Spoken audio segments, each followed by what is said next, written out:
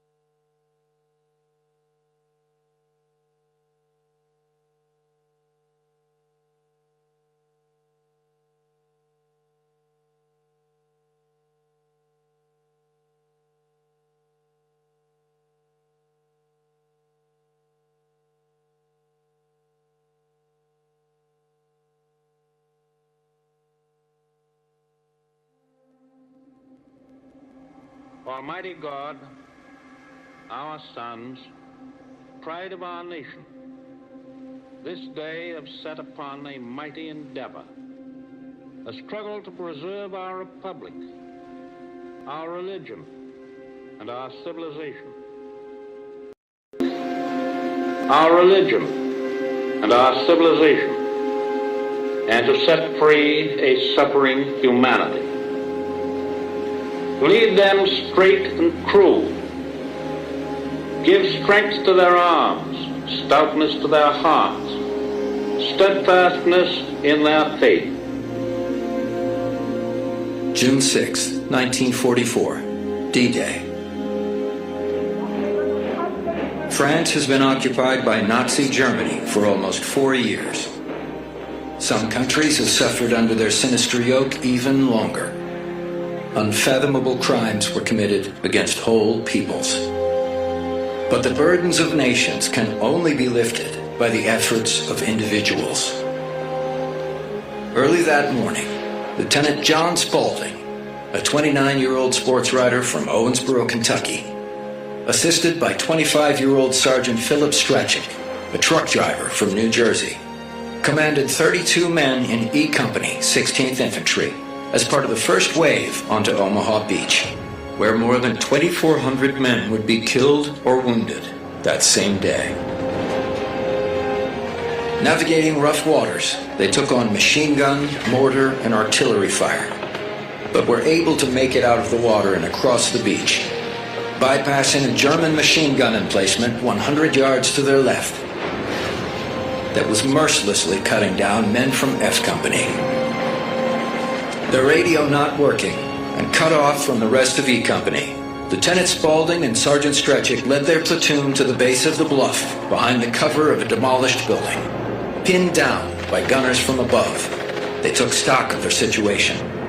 "We could still see no one to the right," Lieutenant Spaulding said. "We didn't know what had become of the rest of E Company. Back in the water, boats were in flame.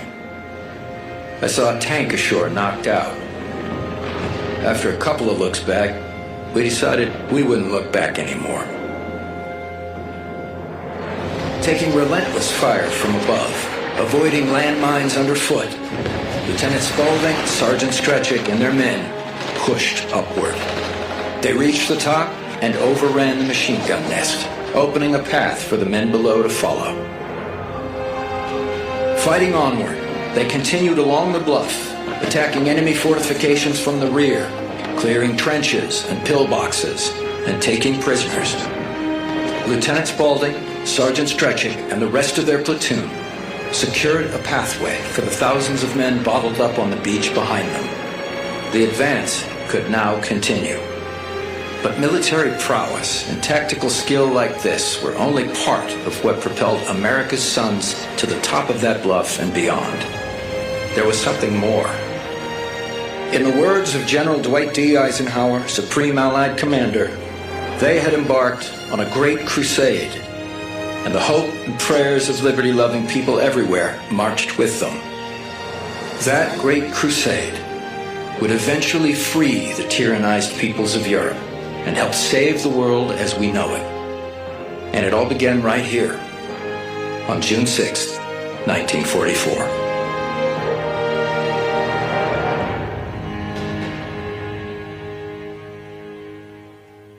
Distinguished guests, please rise, if you are able, for the arrival of the official party.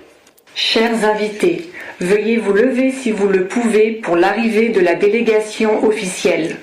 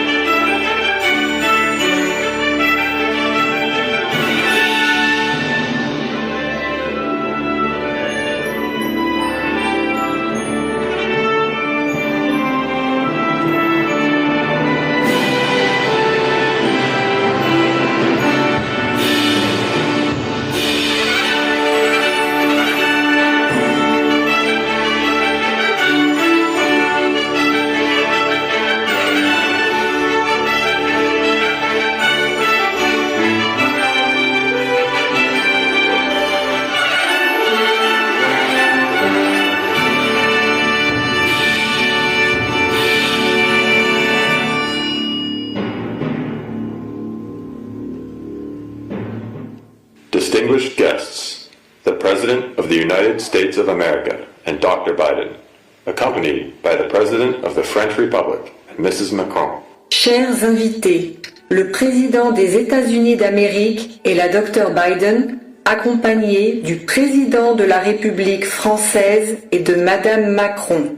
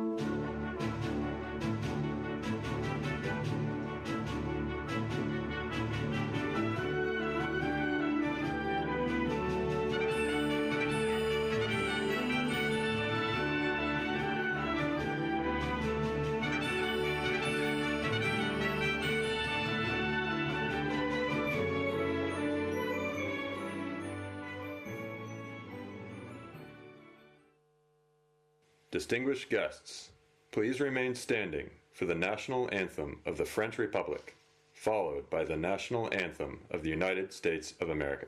Chers invités, veuillez rester debout pour l'hymne national de la République française, suivi de l'hymne national des États-Unis d'Amérique.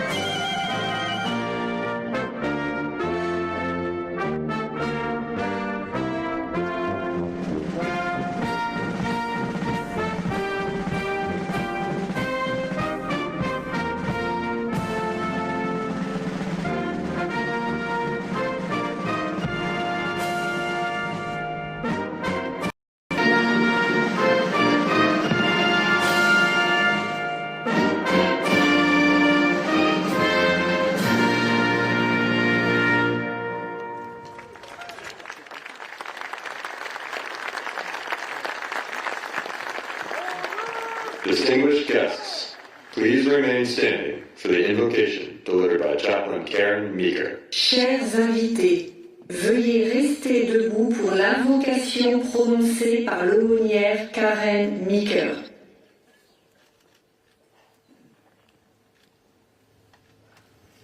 Let us bow our heads in humble reverence and solemn remembrance. Let us pray.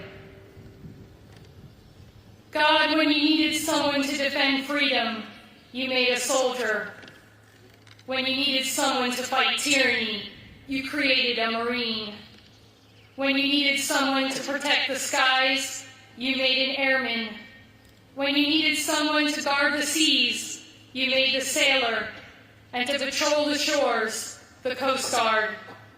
When you needed to send someone brave and true, it has always been and always will be the men and women of the armed forces.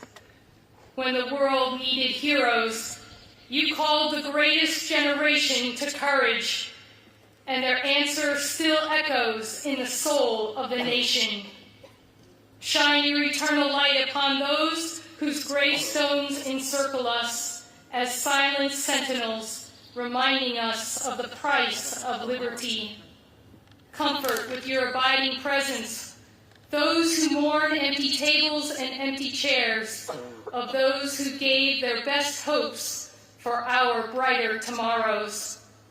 Be our witness, O God, as we stand on this hallowed ground, consecrated in blood, that we will be devoted to the preservation of peace with the same determination as these here who fought 80 years ago.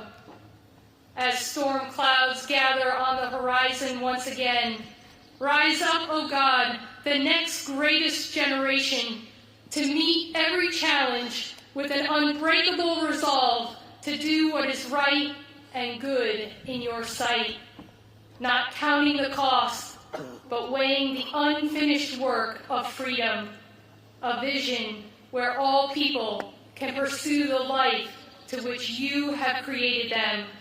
May it be so, I pray, in your holy name. Amen and amen.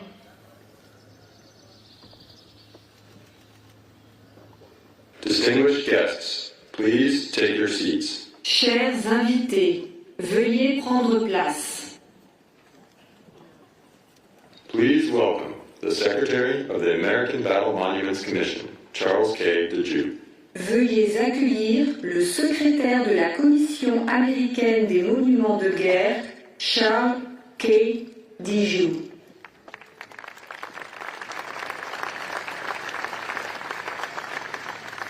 Thank you. President and First Lady Biden, President and Madame Macron, ladies and gentlemen, welcome to the American Battle Monuments Commission, Normandy American Cemetery. Bonjour à tous et bienvenue. D-Day is the hinge of history. It is here we reflect the very best of America's values.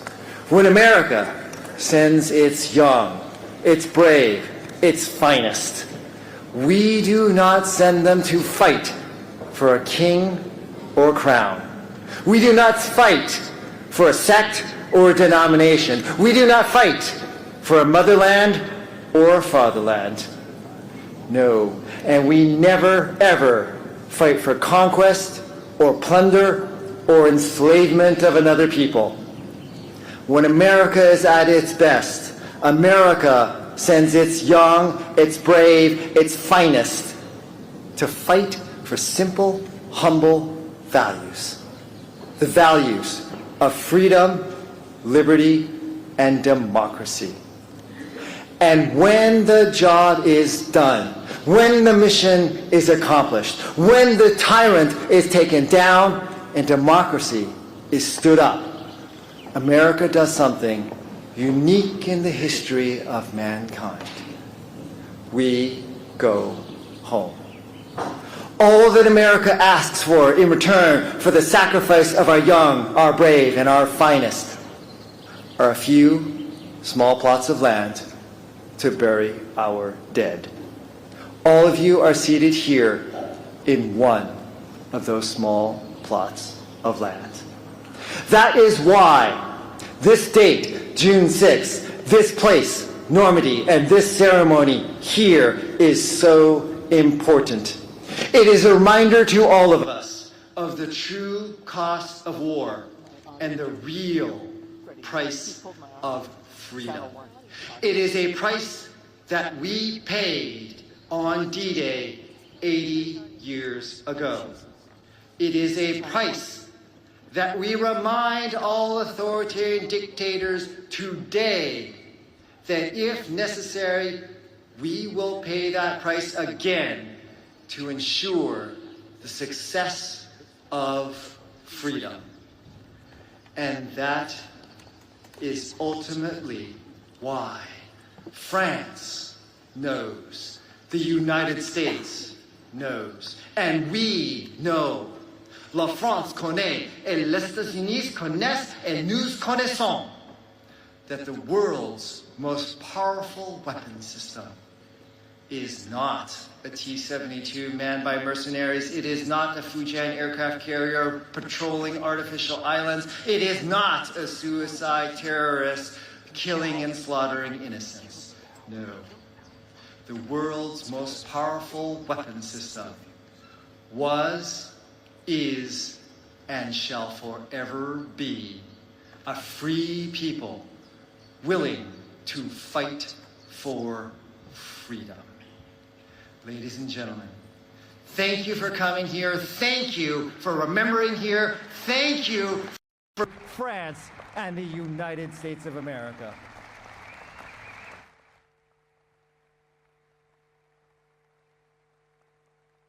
Distinguished guests, the President of the French Republic, Emmanuel Macron. Chers invités, le président de la République française, Emmanuel Macron.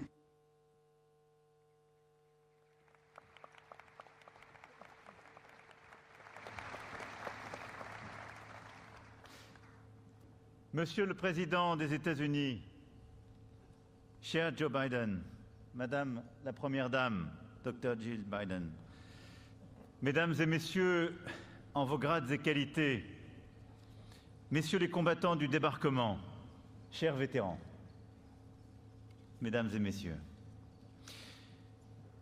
ces humbles tombes blanches qui sont juste là, à portée de main derrière vous, sont un des lieux les plus émouvants de France. On y sent vibrer l'histoire, l'héroïsme des morts et celui des vivants. On y lit la grandeur d'un peuple prêt à mourir sur un sol qui n'est pas le sien, pour une cause qui est la sienne. Il est un sanctuaire où se transmet comme un flambeau la mémoire inlassable du jour J. Car ici est le lien séculaire entre nos deux nations, nos deux républiques qui se renouvellent et s'affirment. Un lien de sang versé pour la liberté. Ce lieu comme cette cérémonie disent notre dette à l'égard de ceux qui sont tombés, comme de ceux qui ont survécu. Et vous voilà, aujourd'hui, à nos côtés. À l'été 1944, vous aviez 20 ans à peine, parfois moins. Vous aviez une famille, des amis, une fiancée, une femme, parfois des enfants. Vous aviez des rêves, des projets, un avenir. Et vous avez tout quitté, franchi l'océan et débarqué sur les côtes de France, il y a 8 décennies de cela. Vous avez tout quitté et pris tous les risques pour notre indépendance, pour notre liberté. Cela, nous ne l'oublions pas. Merci.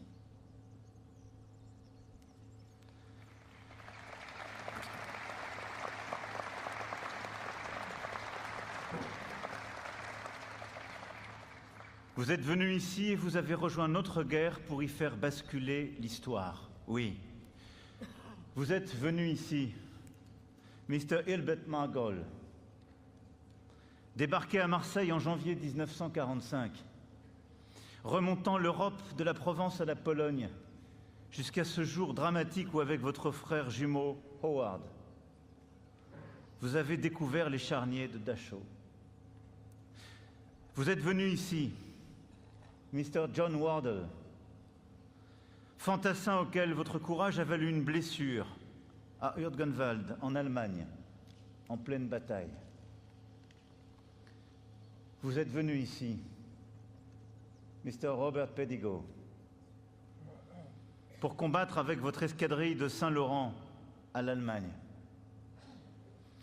Vous êtes venu ici, Monsieur Calvin Scheiner, qui avait participé à l'opération Dragoon depuis le sud de la France et passé les derniers mois de guerre à réparer nos hôpitaux, nos voies ferrées, nos routes. Vous êtes venu ici, Monsieur Edward Berthold, devenu avec vos 35 missions de combat un véritable fléau des nazis, dont vous bombardiez inlassablement les centres névralgiques, tout comme Edwin Cottrell, pour qui j'ai une pensée aujourd'hui et qui aurait dû être des vôtres. Vous êtes venu ici, Monsieur Dominic Critelli, pour libérer le continent où vous étiez né. Et vous, Mr. Bill Casassa, avec cette force d'âme exceptionnelle qui vous a permis de tenir 171 jours de combat continu face à l'ennemi. Vous êtes venu, Mr. Victor Chaney, débarqué en juillet sur la plage d'Utah Beach pour libérer la Normandie, puis Angers, puis Reims. Vous êtes venu ici, Mr. Raymond Glansberg, vous, l'enfant du Bronx, combattant le long de la Moselle et des Vosges. Et vous, Mr. Richard Stewart, pour faire passer nos messages à travers les frontières de la France, la Belgique, l'Allemagne. Vous êtes venu ici. Mr. John Kenyon, qui avait vécu la Normandie, la libération de Paris, le Maroc, évacuant nos blessés, transportant nos hommes et notre matériel. Vous êtes venu ici. Le monde libre avait besoin de chacun de vous, et vous avez répondu présent, comme vos frères d'armes, encore vivants, comme vos frères d'armes, alors tombés. Here you came to join your efforts with our own soldiers and to make France a free nation. And you are back here today, at home, if I may say.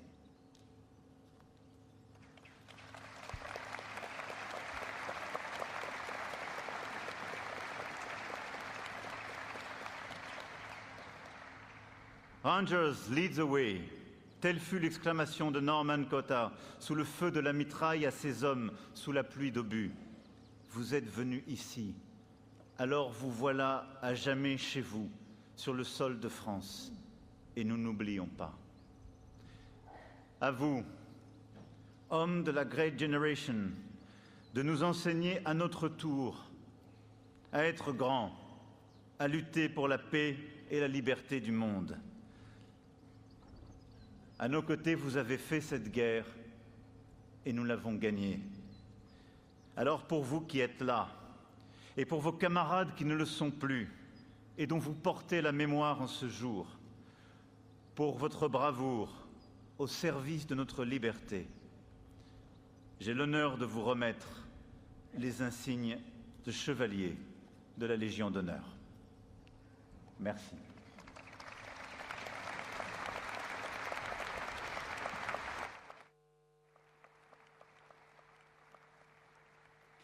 Distinguished guests, the President of the French Republic, Emmanuel Macron, will now present the National Order of the Legion of Honor. Established in 1802 by Napoleon Bonaparte, the Legion of Honor is France's highest decoration and recognizes eminent services to the French Republic.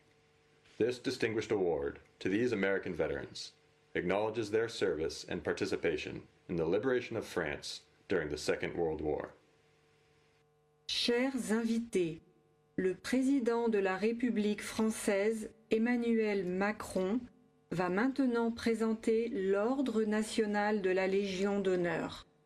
Créée en 1802 par Napoléon Bonaparte, la Légion d'honneur est la plus haute décoration française et récompense les services éminents rendus à la République française. Cette distinction décernée à ces vétérans américains reconnaît leur service et leur participation à la libération de la France pendant la Seconde Guerre mondiale.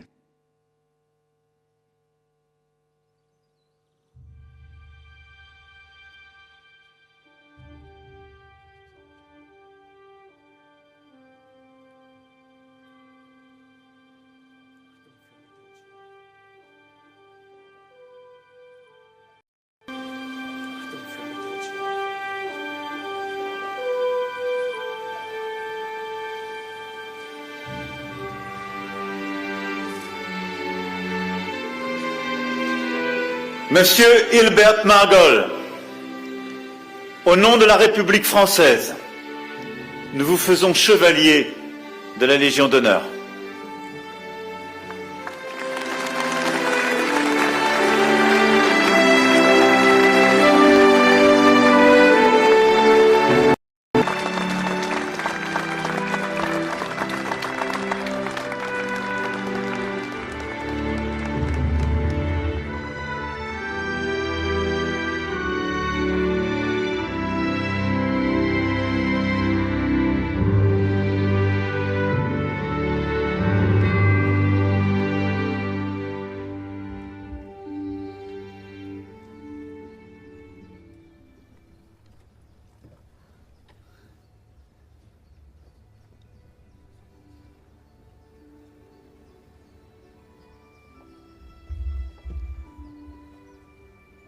Monsieur John Wardle, au nom de la République française, nous vous faisons chevalier de la Légion d'honneur.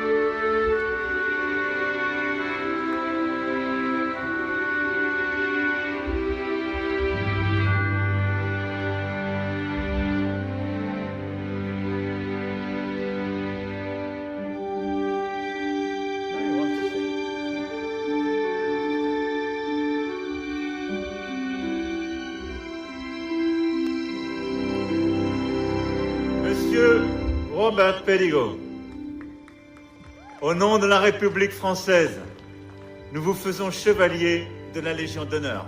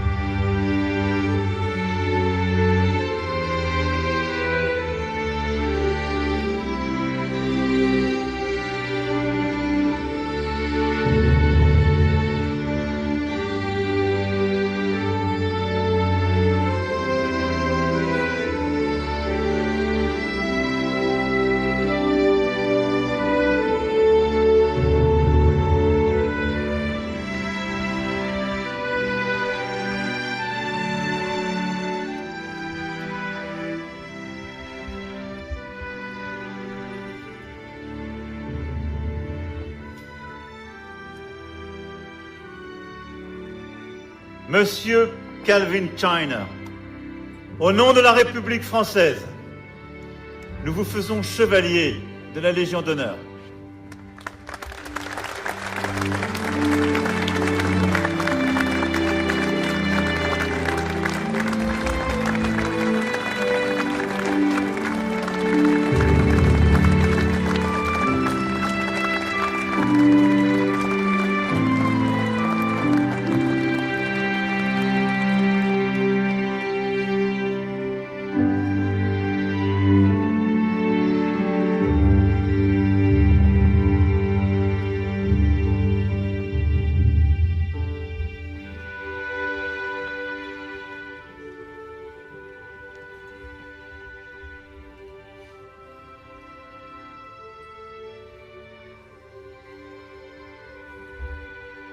Monsieur Edward Berthold, au nom de la République française, nous vous faisons chevalier de la Légion d'honneur.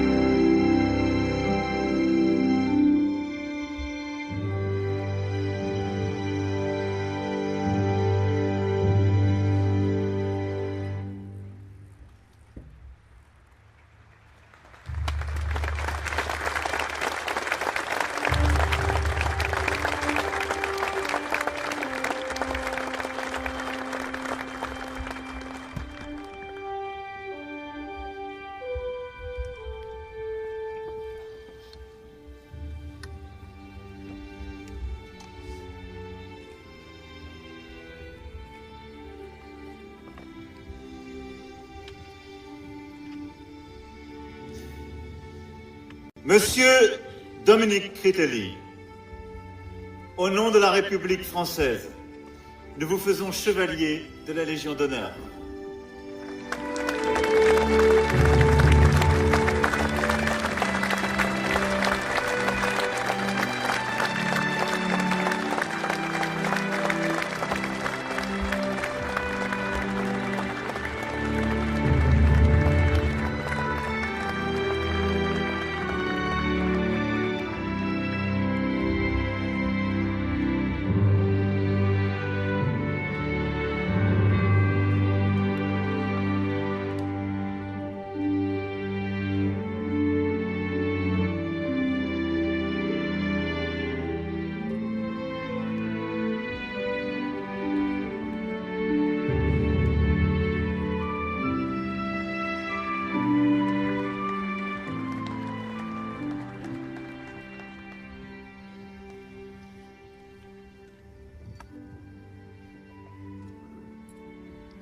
Monsieur Bill Cassassa, au nom de la République française, nous vous faisons chevalier de la Légion d'honneur.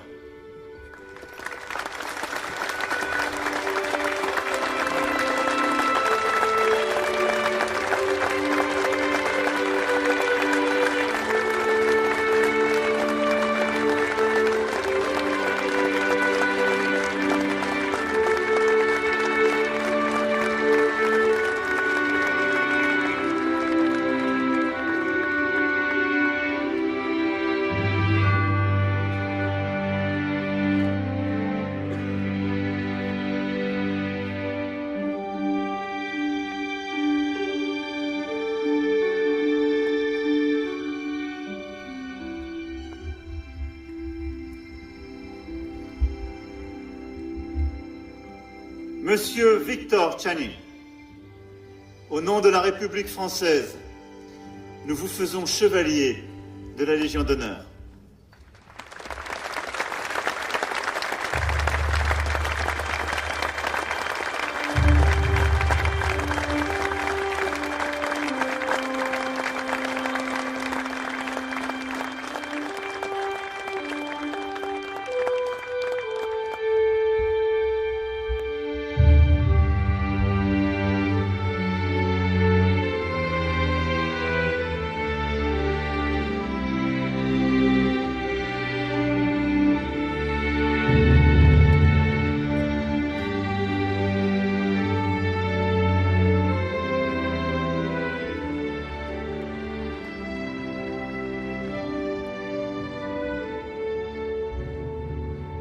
Monsieur Raymond Glansberg, au nom de la République française, nous vous faisons chevalier de la Légion d'honneur.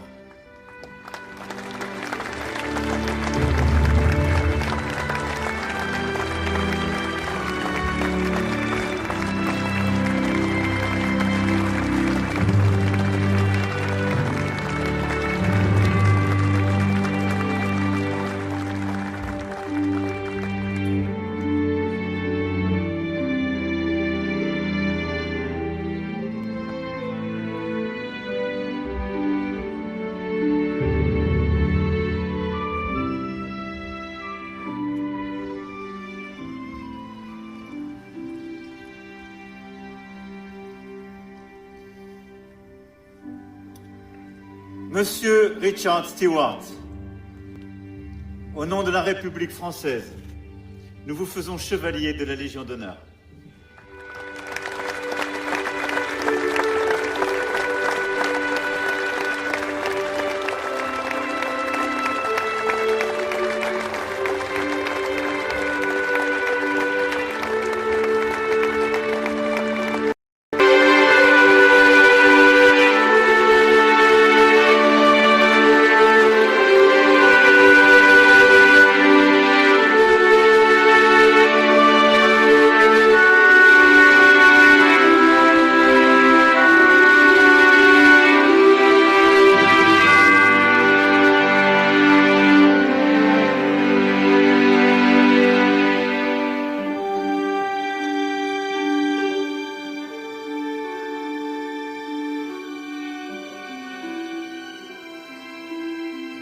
Monsieur John Kenyon, au nom de la République française, nous vous faisons chevalier de la Légion d'honneur.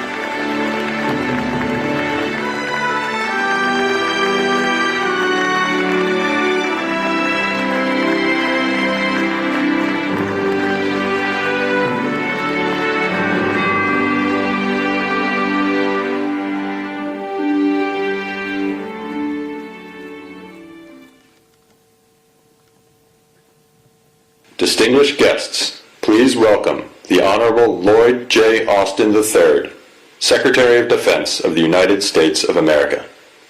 Chers invités, veuillez accueillir l'honorable Lloyd J. Austin, troisième du nom, secrétaire à la Défense des États-Unis d'Amérique.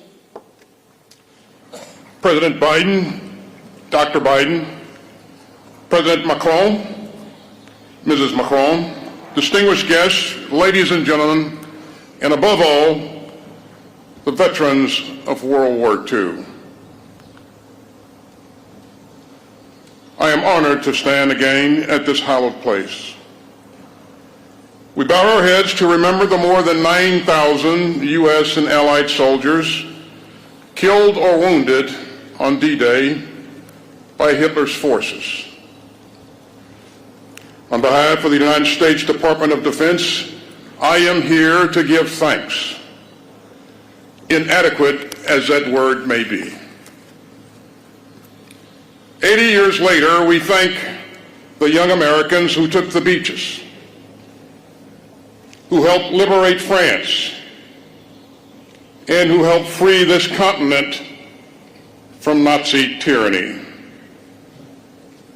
We thank every Allied warrior who fought for freedom on June 6, 1944. And we thank the American and Allied veterans who have rallied once more on the shores of Normandy. Victors of D-Day, we are humbled by your presence. The young Americans who fought through the clamor and the chaos on D-Day have grown old or left us. And whenever a veteran of D-Day is gathered to his maker, in the fullness of time, after a long life lived in freedom, he wins a final victory over Hitler. You helped defeat what Churchill called a monstrous tyranny never surpassed in the dark, lamentable catalog of human crime. And you laid the foundation for a more just, free, and decent world. Together with our allies, we built peace out of war, a hard-headed peace, a peace renewed by constant commitment, a peace forged by the generation that won the bloodiest war in human history. And so our gratitude must never fade. Our memories must never dim, and our resolve must never fail. We still seek a world where aggression is a sin, and where human rights are sacred, and where all people can live in freedom. And so we must rally again to defend the open, post-war world of rules, rights, and responsibilities. Those rules protect us. Those rights define us. And those responsibilities summon us once more. At this hinge in history, we must again stand firm against aggression and tyranny. And as I said here last year, if the troops of the world's democracies could risk their lives for freedom then, surely the citizens of the world's democracy can risk our comfort for freedom now. So let us again uphold the spirit of D-Day. Let us again defend the principles that the Allied armies carried. And let us again thank the heroes of D-Day who kept freedom alive for us all. You saved the world.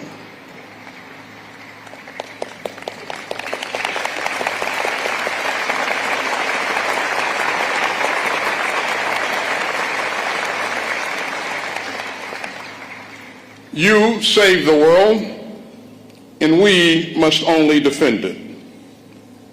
Gentlemen, we salute you.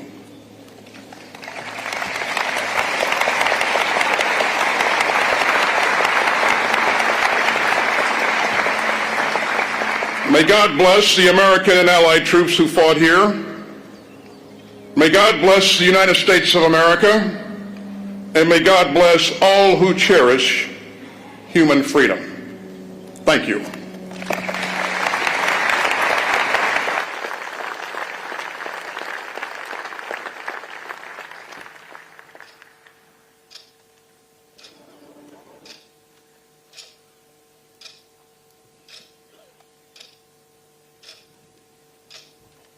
Papa, what was it like on D-Day?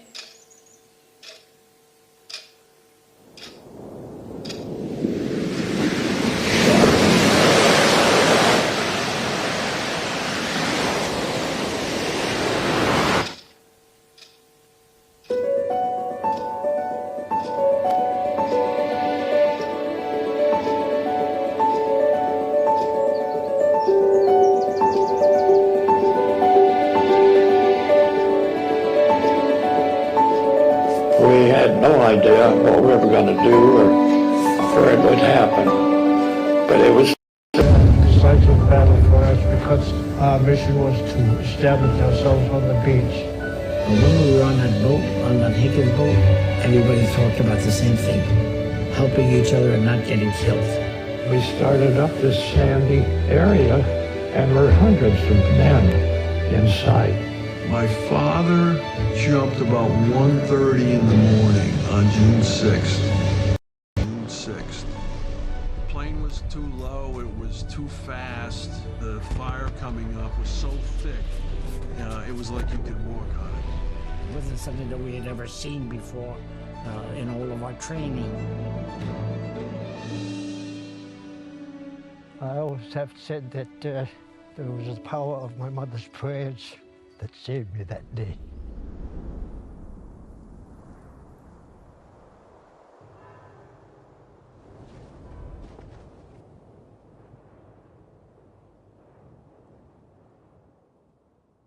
And it gets to me thinking about it. But as I look over those crosses, I see people standing up, even waving. I have to go back because there's something there that draws you back. I have a very close friend that I knew by the name of Edward Mirosevic. He had received a very bad stomach wound, and I could not even bandage it properly. We said goodbye to each other wherever. He's laying here on the cemetery here in Colville. I think of the many men here that paid the ultimate price for the freedom of Europe. young people want to know and need to know. Everybody I saw that I was glad to fight alongside them, they were willing to stand up. And not all of them came back. And they all have a story to tell. And it's our responsibility to tell those stories. People will not be forgotten as long as we keep talking about them.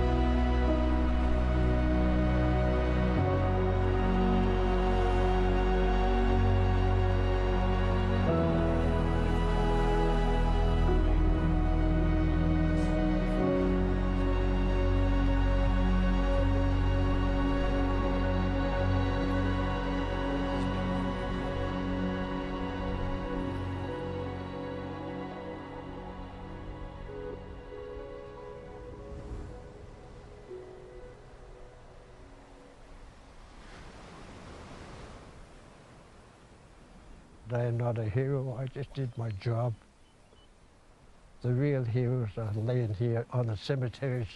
These are our heroes, and we should never forget them.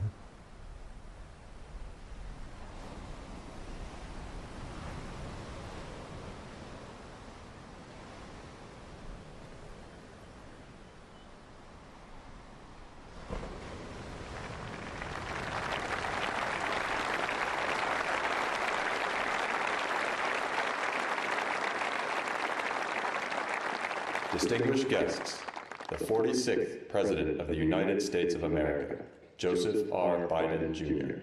Invité d'honneur, le 46e Président des États-Unis d'Amérique, Joseph R. Biden, Jr.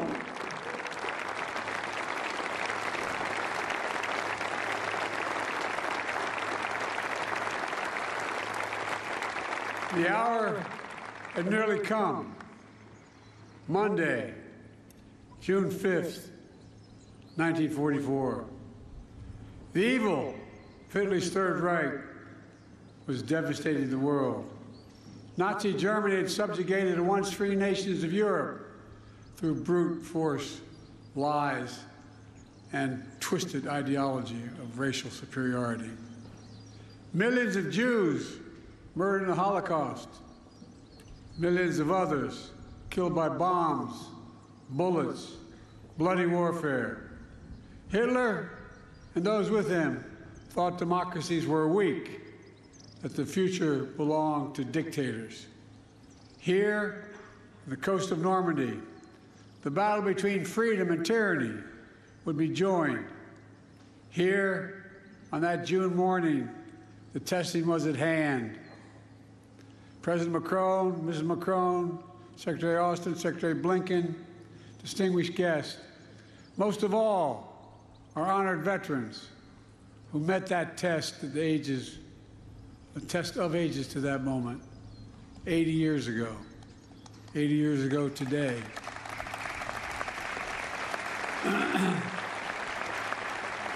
On behalf of the American people and as Commander-in-Chief, it's the highest honor to be able to salute you here in Normandy once more. All of you, God love you.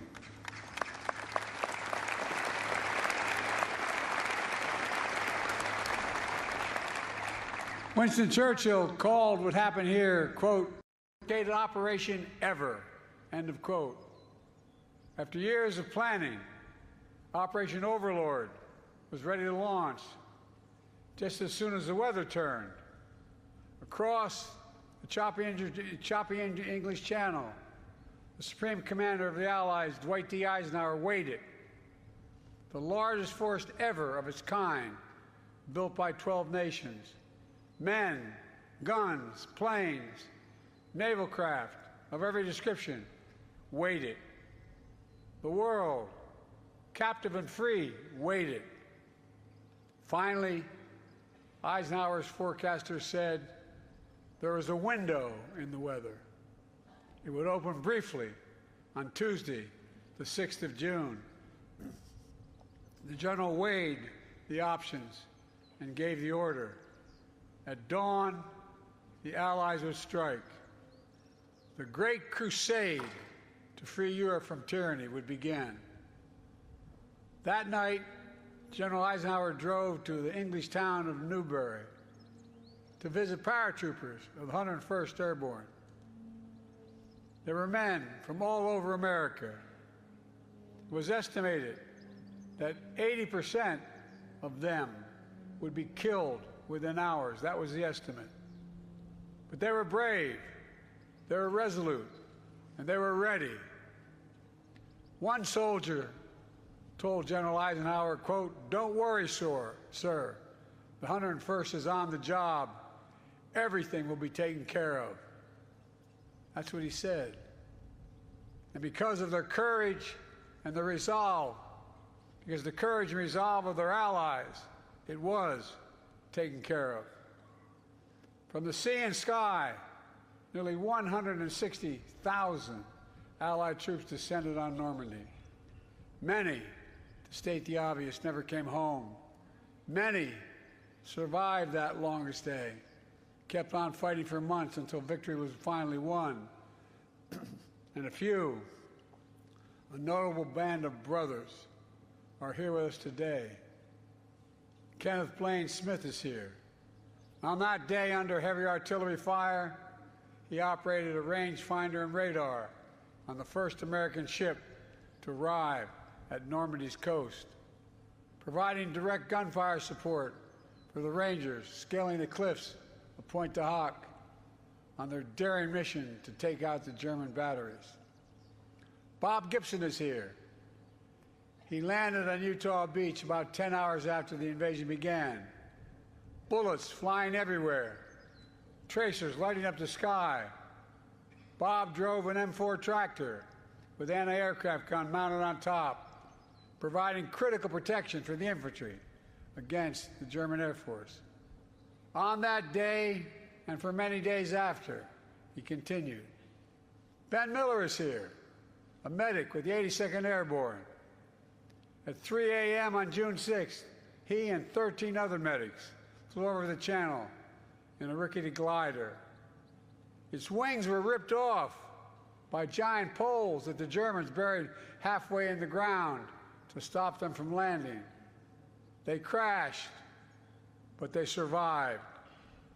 And they did their duty, dragging injured soldiers to safety, treating wounds, saving lives while the battle raged. Every soldier who stormed the beach, who dropped by parachute or landed by glider, every sailor who manned the thousands of ships and landing craft, every aviator who destroyed German-controlled airfields, bridges, and railroads, all were backed by other brave Americans, including hundreds of thousands of people of color and women who courageously served despite unjust limitations on what they could do for their nation. Lewis Brown is here, part of the Red Ball Express, a truck convoy made up of mostly African-American drivers. They landed in Normandy in the wake of D-Day. They rushed supplies to the rapidly advancing front lines. Woody Woodhouse is here, members of the legendary Tuskegee Airmen, who flew over 15,000 sorties during the war. Marjorie Stone is here. She enlisted in the women's branch of the Naval Reserve, became an aircraft mechanic, spent the war keeping American planes and pilots in the air. Theirs has always been the story of America. Just walk the rows of this cemetery as I have. Nearly 10,000 heroes buried side by side, officers and enlisted, immigrants and native-born, different races, different faiths, but all Americans. All served with honor when America and the world needed them most. Millions back home did their part as well. From coast to coast, Americans found countless ways to pitch in. They understood our democracy is only as strong as all of us make it together. The men who fought here became heroes, not because they were the strongest or toughest or fiercest, although they were, but because they were given an audacious mission, knowing, every one of them knew, the probability of dying was real. But they did it anyway. They knew, beyond any doubt, there are things that are worth fighting and dying for. Freedom is worth it. Democracy is worth it. America is worth it. The world is worth it. Then, now, and always. The war in Europe didn't end for another 11 months. But here, the tide turned in our favor. Here, we proved the forces of liberty are stronger than the forces of conquest. Here, we proved that the ideals of our democracy are stronger than any army or combination of armies in the entire world. We proved something else here as well, the unbreakable unity of the Allies. Here with us are men who served alongside the Americans that day, wearing different flags on their arms, but fighting with the same courage for the same purpose. What the Allies did together 80 years ago far surpassed anything we could have done on our own. It was a powerful illustration of how alliances, real alliances, make us stronger. A lesson that I pray we Americans never forget. Together we won the war. We rebuilt Europe, including our former enemies. It was an investment in what became shared and a prosperous future. We established NATO, the greatest military alliance in the history of the world. And over time, you got it, it is. And over time, we brought more nations into NATO, the NATO alliance, including the newest members, Finland and Sweden.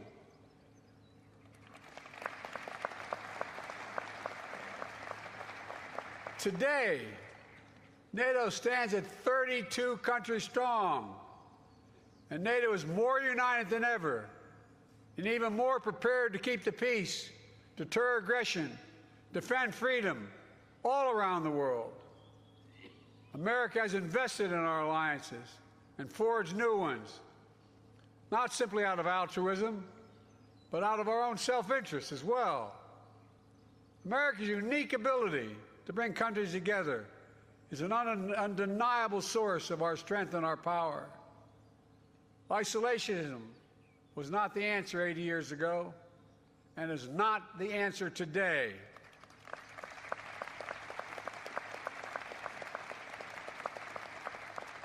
We know the dark forces that these heroes fought against 80 years ago. They never fade.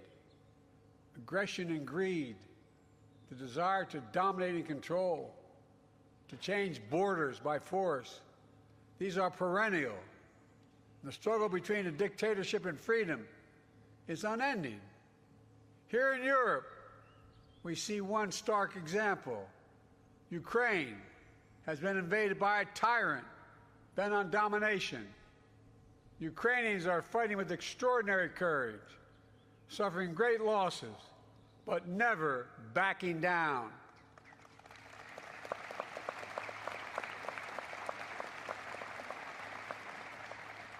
They've been inflicted on the Russian aggressors. They've suffered tremendous losses in Russia. The numbers are staggering. 350,000 Russian troops dead or wounded. Nearly 1 million people have left Russia because they can no longer see a future in Russia. The United States and NATO and a coalition of more than 50 countries standing strong with Ukraine. We will not walk away.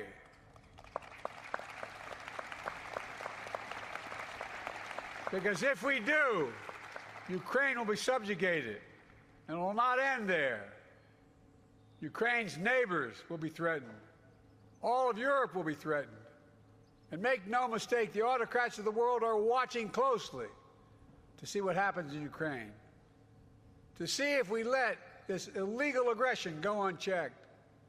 We cannot let that happen. To surrender to bullies, to bow down to dictators, is simply unthinkable.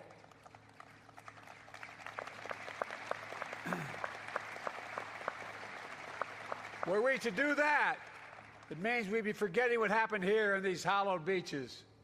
Make no mistake, we will not bow down. We will not forget. Let me end with this.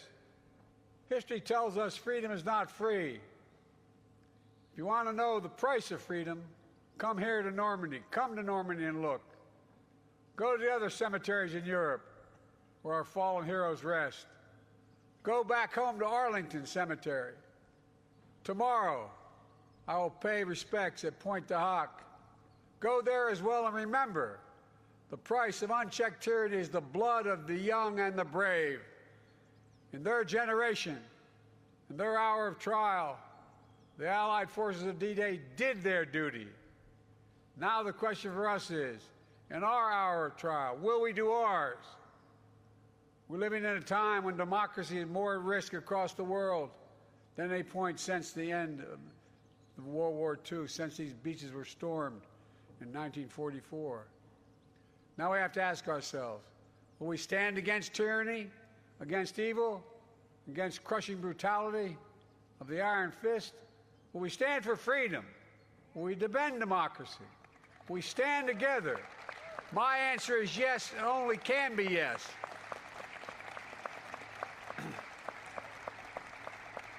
We're not far off from the time when the last living voices of those who fought and bled on D-Day will no longer be with us.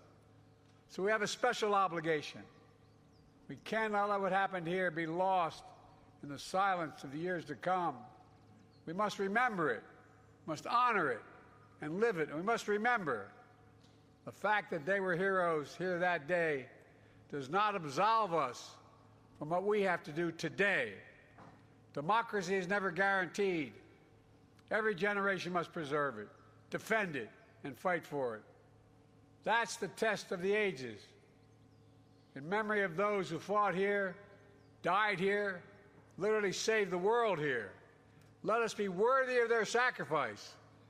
Let us be the generation that when history is written about our time, in 10, 20, 30, 50, 80 years from now, it'll be said, when the moment came, we met the moment.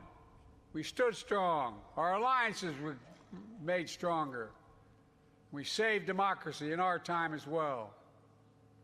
Thank you very much, and may God bless you all, and may God protect our troops. Thank you.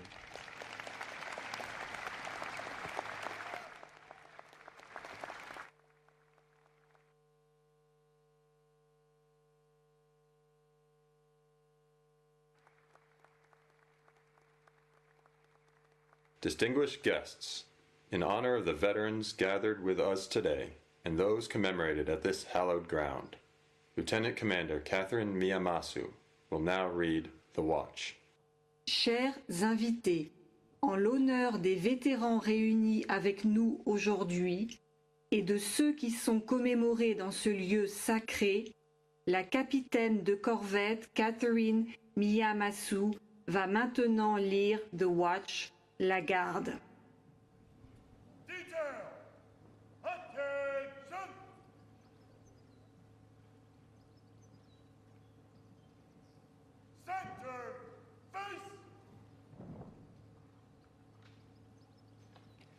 When a sailor retires, it is traditional that a younger service member read the Watch. Today, we want to read the Watch for all World War II veterans here today, both behind us and all around us. 80 years ago, these sailors stood the watch. While some of us were in our bunks at night, these soldiers stood the watch. While some of us were in school learning our trade,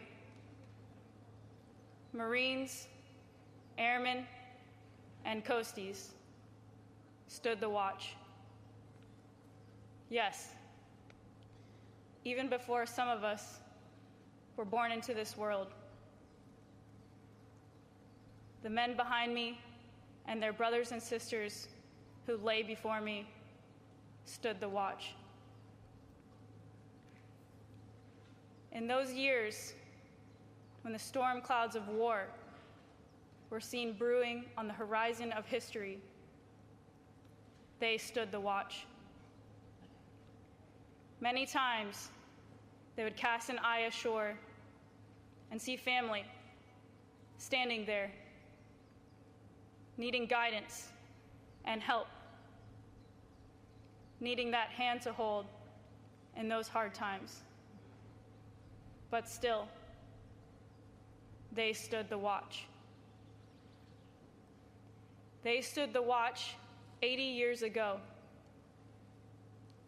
They stood the watch so that we, our families, and our fellow countrymen and women can sleep soundly in safety each and every night, knowing that these veterans stood the watch.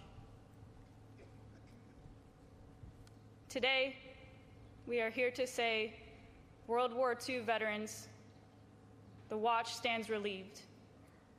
Relieved by those you have trained, guided, and led. American World War II veterans, you stand relieved. We have the watch.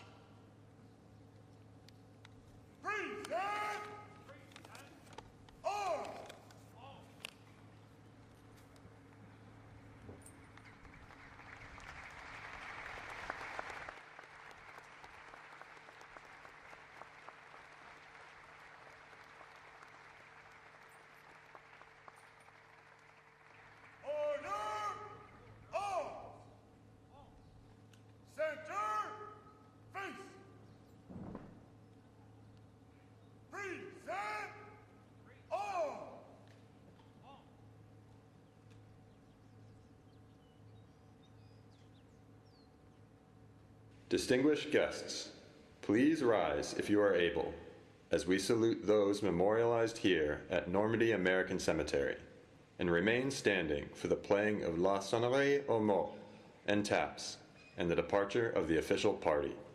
Chers invités, veuillez vous lever si vous le pouvez pour saluer ceux qui sont commémorés ici au cimetière américain de Normandie et rester debout pour l'interprétation de la sonnerie aux morts et de taps et pour le départ de la délégation officielle.